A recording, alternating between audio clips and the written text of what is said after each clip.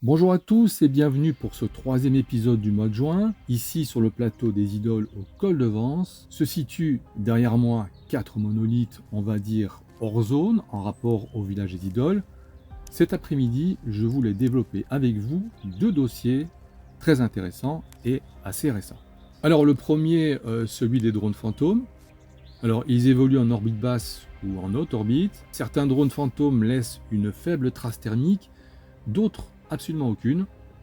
Une incohérence majeure qui remet en question notre compréhension même de la matière en mouvement, ce qui suggère une technologie de dissimulation active, voire une nature non conventionnelle.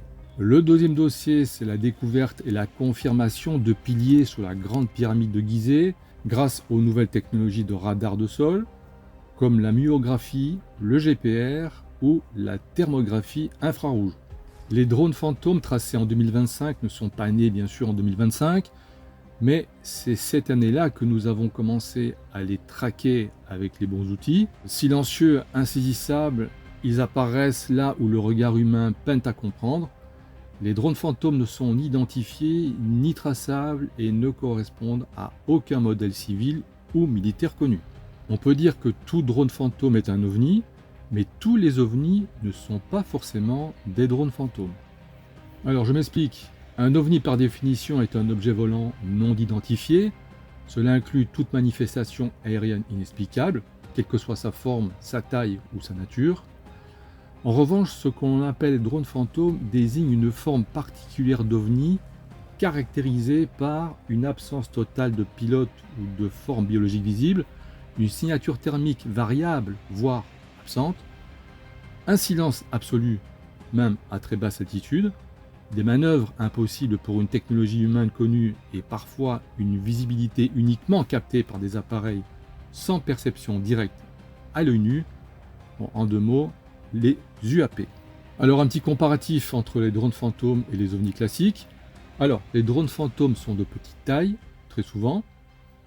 Les comportements sont autonomes, ne montrent aucune entité à bord, bien souvent. En revanche, l'ovni classique peut être de taille très variable, donc petite mais aussi très grande, parfois guidée, parfois en stationnaire, parfois tracée, parfois non, parfois visible à tous, et certains cas évoquent des occupants, comme le cas de Kumburgaz en Turquie, en 2008.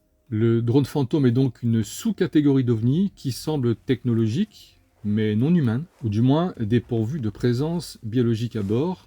Ces drones pourraient être des sondes autonomes, des agents d'observation automatisés, ou même les reliques d'un ancien système encore actif, opérant sans contact avec notre monde visible.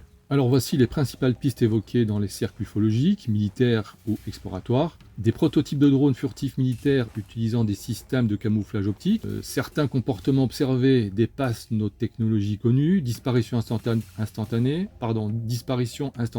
silence total, absence d'émissions thermiques. Engins, bien souvent, sont des engins issus d'une civilisation avancée, observant discrètement nos sites clés avec un comportement de type sonde autonome, parfois apparenté à des orbes intelligents, ce qu'on a de temps en temps au col en photo. L'hypothèse renforcée par leur fréquence autour des zones de pouvoir énergétique ou de structures anciennes, comme celle des bâtisseurs de l'Ancien Monde, avec bien souvent sur les sites antiques comme en Égypte ou même ailleurs.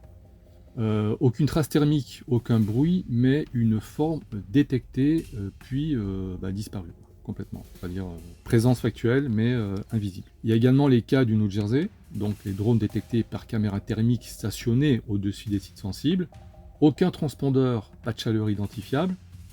Observation validée par plusieurs témoins, dont le personnel militaire. Rappelez-vous, au-dessus des bases militaires comme Lakenhead en Angleterre.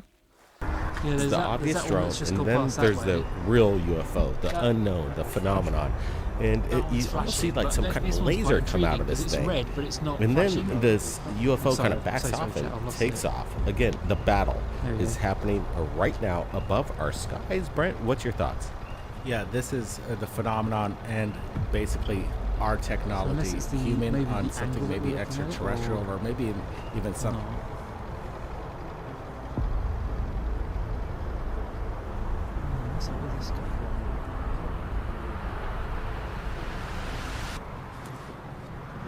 Now I think the lights do give it the appearance like it's a triangle.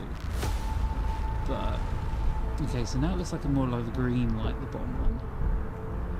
But it could be that the red and the green one might be the main wing and the white one might be the tail. Like a standard plane configuration potentially. There's not really any way of telling because it's so dark. Alors ce qui est très intéressant, en fait, on est arrivé à une rupture avec les anciennes méthodes.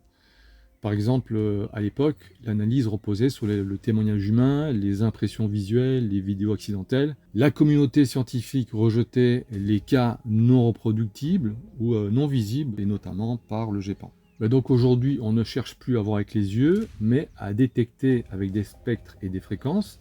Donc, grâce aux nouvelles technologies, les drones fantômes deviennent objectivables, corrélables, traçables à travers plusieurs filtres de mesure. Ça, c'est super important parce qu'aujourd'hui, on a d'autres outils pour lesquels on peut maintenant observer ce qu'on ne voyait pas avant, et notamment avec les jumelles nocturnes. Donc cela permet d'affirmer aujourd'hui que le phénomène des drones fantômes ou UAP n'est plus une hypothèse. Voilà, il devient un cas mesurable en fonction du contexte. Les objets ne répondent à aucune logique humaine connue, absence de chaleur, comportement autonome et surtout le silence total, ça a été rapporté par beaucoup de témoins. Leur présence est récurrente près de sites anciens, donc on l'évoquait tout à l'heure avec les pyramides, en lien avec des perturbations électromagnétiques ou vibratoires, bien entendu. Donc 2025 marque vraiment un tournant parce que l'invisible devient enfin traçable. Et la science ne peut plus détourner le regard. On l'avait évoqué avec Titov il y a quelques années sur le terrain. On avait dit tous les deux, et surtout Titov en avait parlé, il avait dit le jour où la technologie sera vraiment très avancée et surtout axée au grand public, eh bien on pourra enfin voir ce qu'on ne voyait pas avant. On avait également suggéré qu'un système de déclenchement est basé sur la résonance, exactement comme certaines théories liées aux temples anciens. Voilà, c'est pour ça que je voulais en revenir aussi sur ce deuxième dossier, avec les structures énigmatiques comme les récentes découvertes des piliers de Gizeh, qui pourraient faire partie d'un ancien réseau énergétique qui interagit encore avec certains types de présences.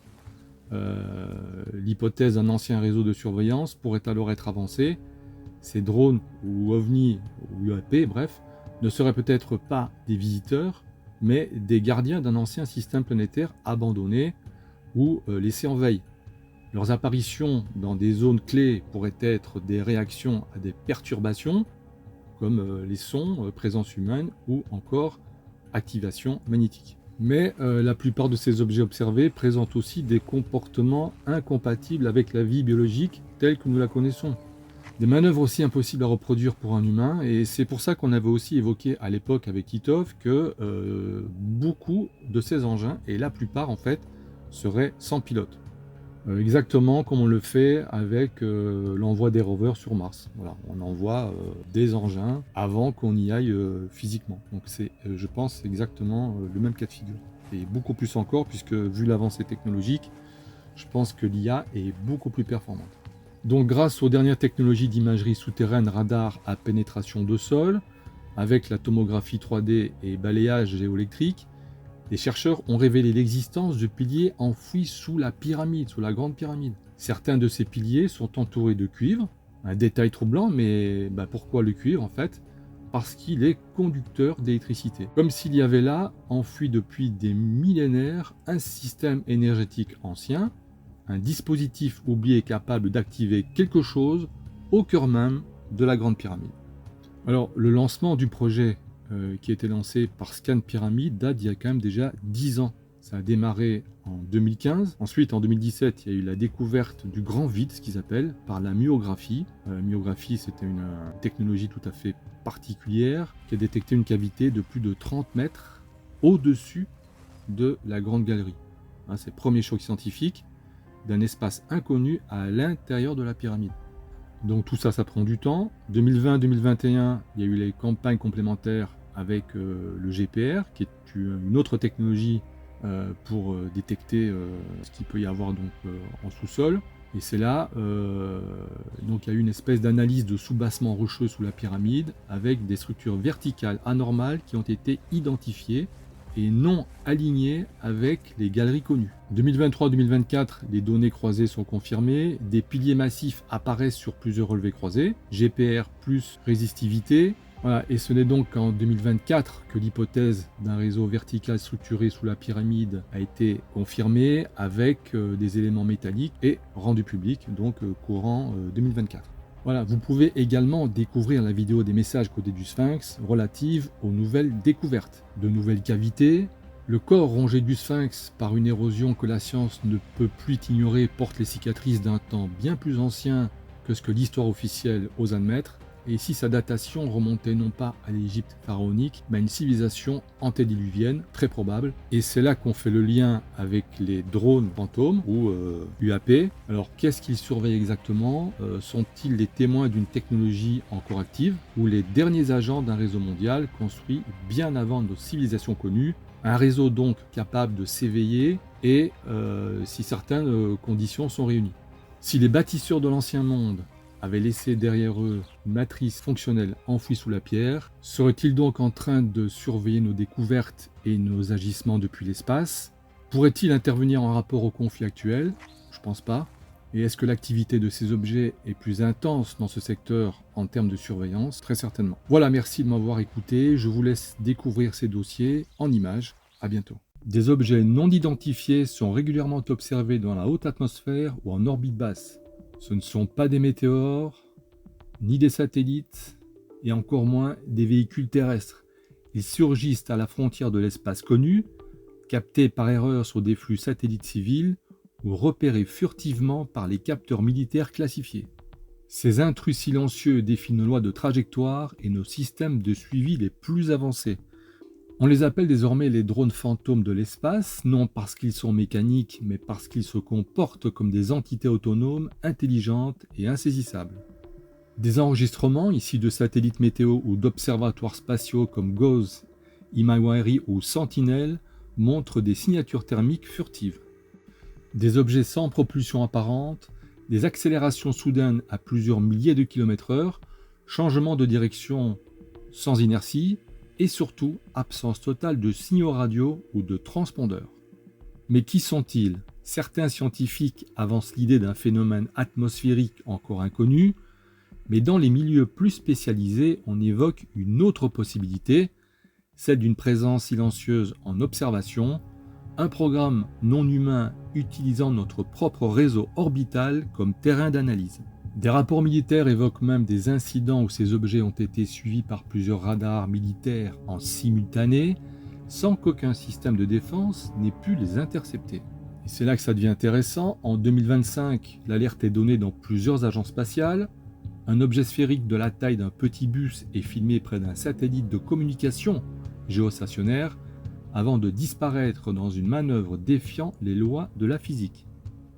L'analyse démontre qu'il ne s'agit ni d'un débris, ni d'un drone terrestre, ni d'un effet optique, et pourtant aucune nation ne reconnaît sa présence. Ces drones fantômes n'ont aucune identification visible, mais il semble être animé d'un objectif, observer sans être vu. Il s'approche de nos installations orbitales, survole certaines régions critiques et quitte parfois l'atmosphère dans des trajectoires obliques, comme s'il franchissait une frontière qui nous échappe. Certains chercheurs avancent qu'il pourrait venir d'ailleurs, d'autres, plus prudents, soupçonnent une technologie ancienne réactivée ou une intelligence artificielle autonome opérant au sein de notre environnement orbital en silence. Et si nous étions pas seuls dans l'espace, non parce qu'un vaisseau massif se montre à nous, mais parce que des sentinelles invisibles, furtives et programmées nous surveillent depuis bien plus longtemps qu'on ne l'imagine. Les drones fantômes ne se montrent pas, ils nous écoutent, ils nous observent et peut-être nous attendent. Les agences spatiales continuent de nier l'anomalie. Officiellement, il s'agirait de reflets, de débris orbitaux ou d'artefacts liés aux capteurs. Mais en interne, de plus en plus de techniciens parlent d'incursions furtives, capables de neutraliser toute télémétrie, des intrusions qui les étracent non dans les journaux publics, mais dans les silences des enregistrements radars. À plusieurs reprises, ces objets ont été repérés stationnant à proximité de satellites militaires classés top secret, comme s'ils scannaient leurs signaux ou enregistraient leur cycle d'émission, et puis, d'un bond, ils disparaissent hors de portée, contournant toute logique gravitationnelle. Des simulations 3D menées à partir des données brutes montrent des trajectoires en spirale inversée, des mouvements en angle aigu, parfois en stop-and-go spatial, ce que ni drone ni satellite connu ne peut reproduire. Mais ce qui interroge le plus, ce sont des survols au-dessus de bases stratégiques, des présences en orbite exactement au moment des tests d'armement anti-satellite, des apparitions synchronisées entre plusieurs régions du globe, comme si ces entités communiquaient ou coopéraient. Et si ces drones n'étaient pas venus pour nous observer, mais pour protéger autre chose, comme par exemple une structure, une limite ou une barrière invisible, certains officiers évoquent discrètement l'idée d'un système de surveillance ancien, laissé en orbite par une intelligence non humaine, pour veiller peut-être à ce que personne ne transgresse certaines lois cosmiques, des sentinelles automatisées dormantes et réveillées. À mesure que l'humanité franchit ses propres seuils technologiques, ces entités se manifestent, pas pour prendre contact, mais pour rappeler que l'espace n'est pas vide, qu'il y a des règles et qu'elles ne viennent pas de nous.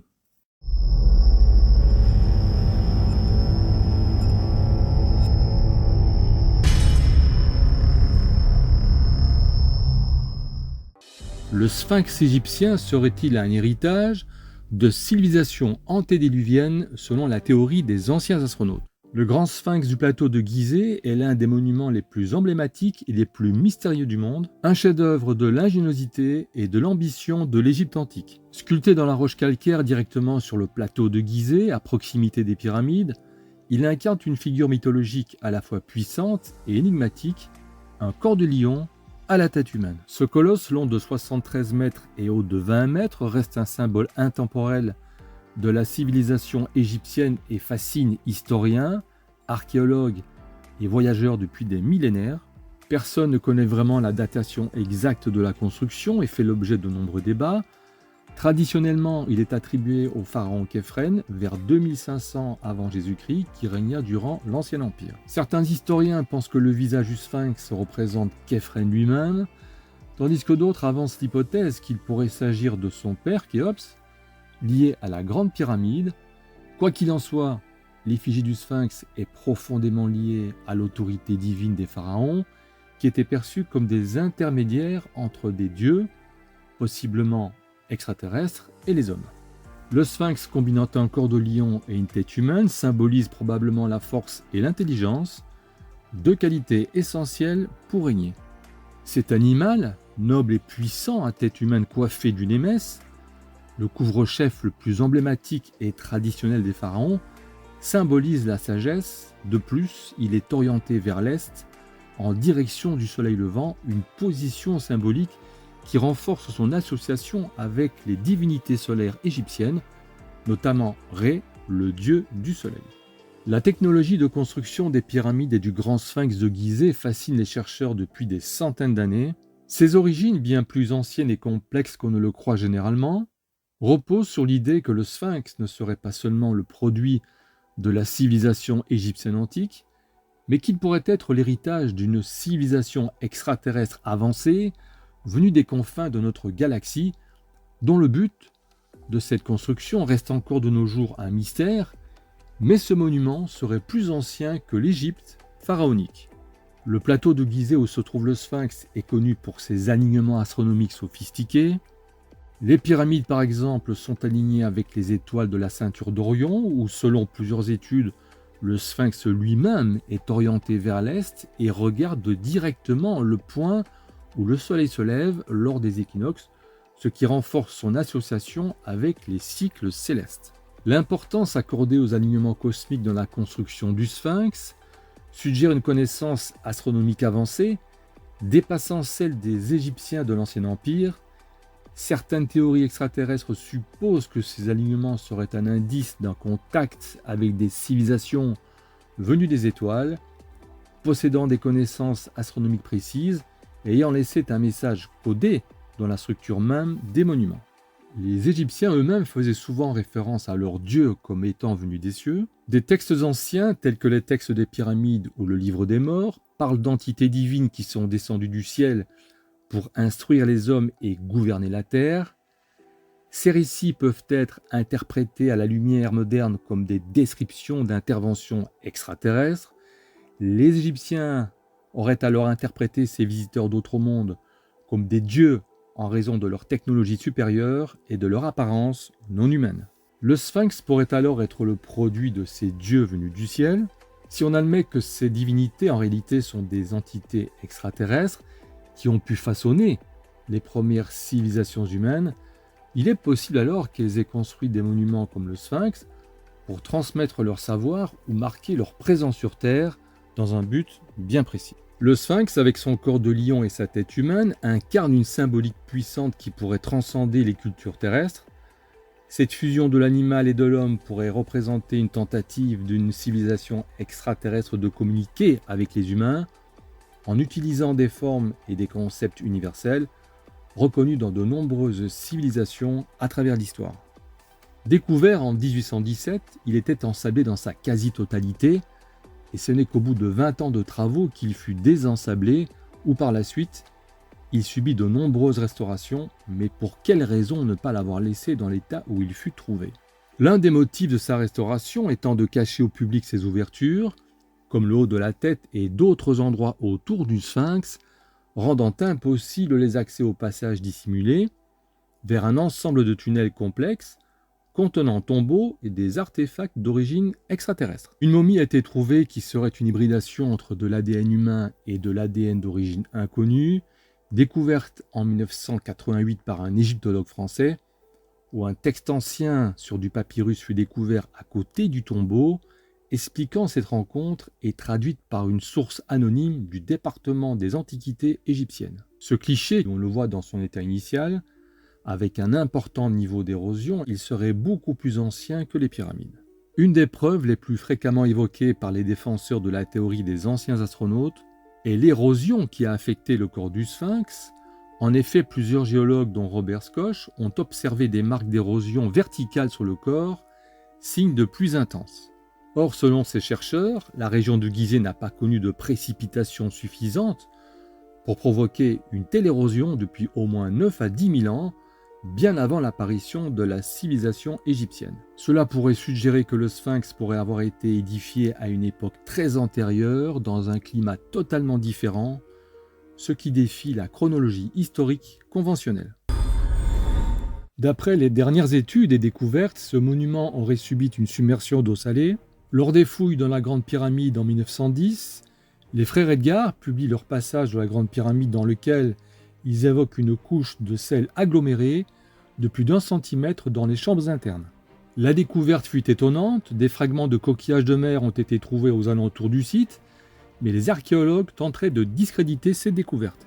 Énormément de blocs de pierre sont également examinés avec des traces d'érosion, ce qui nous amène à penser que le sphinx aurait pu être déjà construit lors du Drias récent. En d'autres termes, le déluge, il y a 11 800 ans, à la fin de la dernière période glaciaire, Et c'est d'ailleurs à cette période que Platon situe la destruction de l'Atlantide. Des études scientifiques modernes situent à la même époque des perturbations climatiques, géologiques et géomagnétiques majeures, accompagnées d'extinctions biologiques massives, marquant le moment entre l'ère glaciaire et l'ère actuelle. En 2001, des fouilles dans une des chambres secrètes sous les pattes du Sphinx, découvertes en 1987, auraient révélé un sarcophage et des artefacts non humains dans une zone interdite au public et protégée par un mur. De nouvelles fouilles auraient a priori révélé de nouvelles salles funéraires, mais également des tunnels inconnus. En 2010, un archéologue égyptien a admis que les pyramides contenaient de la technologie venue d'un autre monde que le nôtre. En 1961, une expédition russe a fouillé la pyramide et aurait trouvé un sarcophage avec à l'intérieur le corps d'un extraterrestre.